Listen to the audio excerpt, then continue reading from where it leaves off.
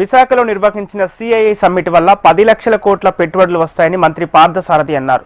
ఈ సమ్మిట్ను 7 లక్షల మందికి ఉద్యోగాల కల్పన లక్ష్యంగా నిర్వహించామన్నారు.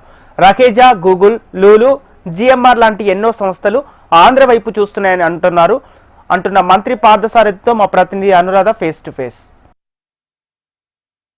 విశాఖపట్నంలో జరుగుతున్న సిఐఐ సమిట్ కి సంబంధించి ఫస్ట్ సెషన్స్ ఆల్రెడీ క్లోజ్ అయ్యాయి. ఎంఓఈస్ కూడా పెద్ద ఎత్తున ఇక్కడ జరుగుతూ ఉన్నాయి. అయితే దీనికి సంబంధించి ప్రస్తుతం నాతో మినిస్టర్ పార్థసారథి గారు ఉన్నారు. అసలు సిఐఐ సమిట్ ఫోకస్ ఏంటి, రాష్ట్ర ప్రభుత్వం ఏం చేయబోతుంది, ఒకసారి మాట్లాడదాం. సార్ నమస్తే సార్. ఆల్రెడీ ఫస్ట్ సెషన్స్ మనం చూసాం. సిఐఐ సమిట్ చాలా వేగవంతంగా ఎంఓఎస్ని కంప్లీట్ చేసుకుంటుంది. ఫస్ట్ సెషన్స్ కూడా కంప్లీట్ అయ్యాయి. సో మన గవర్నమెంట్ చాలా ఫోకస్ చేస్తుంది ఆంధ్రప్రదేశ్ని పారిశ్రామిక అభివృద్ధితో పాటు మరి ఎకానమీ హబ్గా తీర్చిదిద్దాలని. సో వాట్ సార్, ఏం చెప్తారు? నమస్కారం. ఈరోజు ఆంధ్రప్రదేశ్ యొక్క శక్తి సామర్థ్యాలు ఏమిటి, ఆంధ్రప్రదేశ్లో ఉన్న యువత శక్తి కానివ్వండి, వనరులు కానివ్వండి, వీటన్నిటినీ డ్రైవ్ చేసే ఫోర్స్ ముఖ్యమంత్రి గారు చంద్రబాబు నాయుడు గారు, అదేవిధంగా యువనేత లోకేష్ గారి యొక్క స్ట్రెంగ్త్స్ ఏమిటో ఈరోజు ప్రపంచం అంతా కూడా గుర్తించిందని చెప్పేసి మనం చేస్తాం.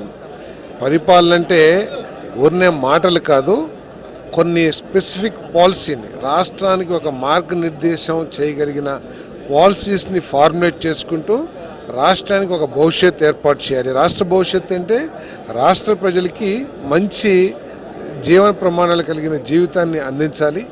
మన భావితరాలకి భవిష్యత్తు మీద ఒక భరోసా కల్పించాలి.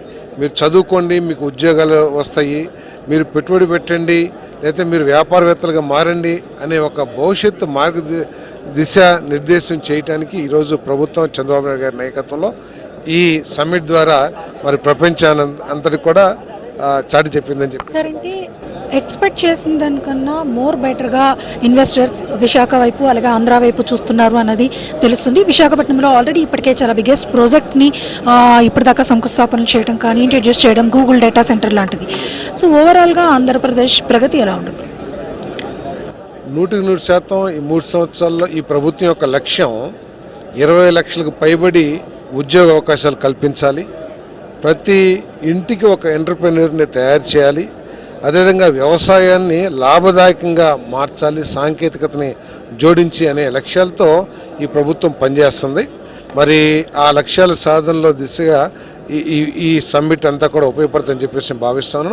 మనందరం కూడా విన్నాం, అదానీ కానివ్వండి, మరి అదేవిధంగా బజాజ్ కానివ్వండి, లేదా అపోలో కానివ్వండి, భారత్ ఫోర్జ్ కానివ్వండి, వీళ్ళందరూ కూడా ఏంటంటే ఇక్కడ పెట్టుబడులు పెడతానికి చాలా ఉత్సాహం చూపిస్తున్నారు. దానికి కారణం ఏమిటి? ఈ రాష్ట్ర ప్రభుత్వం తీసుకొస్తున్న పాలసీస్, ఈ రాష్ట్రాన్ని నడిపిస్తున్న చంద్రబాబు నాయుడు గారి నాయకత్వం, దానికి తోడు పటిష్టమైన నాయకత్వం ఈ రాష్ట్రంలో ఉంది.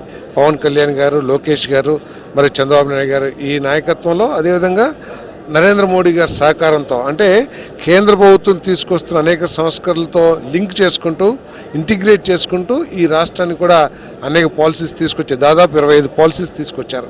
ఆ పాలసీస్ అన్నింటినీ కూడా మరి అట్రాక్ట్ చేస్తుంది ఇన్వెస్టర్స్ని. ఆ పాలసీస్ ద్వారా మా ఇన్వెస్ట్మెంట్ సేఫ్గా ఉంటుంది, మా ఇన్వెస్ట్మెంట్కి భరోసా కాకుండా లాభదాయకత కూడా వస్తుంది అనే విజన్తో మరి వాళ్ళందరూ కూడా ఈ రాష్ట్రంలో పెట్టుబడులు పెడతానికి వస్తున్నారు.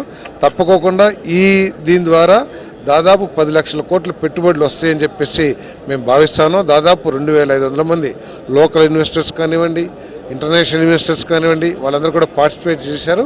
మరి ఈరోజు ఏదైతే ఎమినెంట్ పర్సనాలిటీస్ ఇచ్చిన స్పీచెస్ ఏదైతే ఉన్నాయో, తప్పకుండా ఆ స్పీచెస్ మోటివేట్ చేస్తాయి ఎంటర్‌ప్రెన్యూర్స్ని, ఇక్కడ పెట్టుబడి వస్తుందని చెప్పేసి భావిస్తా ఉన్నాం. ఇది ఇక్కడ మొత్తానికి ఆంధ్రప్రదేశ్ సర్వతోముఖ అభివృద్ధి కోసం ఈ సమ్మిట్ ఉపయోగపడబోతుంది. ముఖ్యంగా ఇక్కడ ఎకానమీ హబ్గా మారేదానికి ఇక్కడికి వస్తున్న పెట్టుబడులు మొత్తం ఆంధ్రప్రదేశ్ అంతా కూడా విస్తరించి డెవలప్మెంట్ని మేము ఫోకస్ చేస్తున్నామని చెప్పేసి మినిస్టర్ పార్థసారథి గారు చెప్తున్నారు. Video journalist Anuradha, HM TV, Visakhapatnam.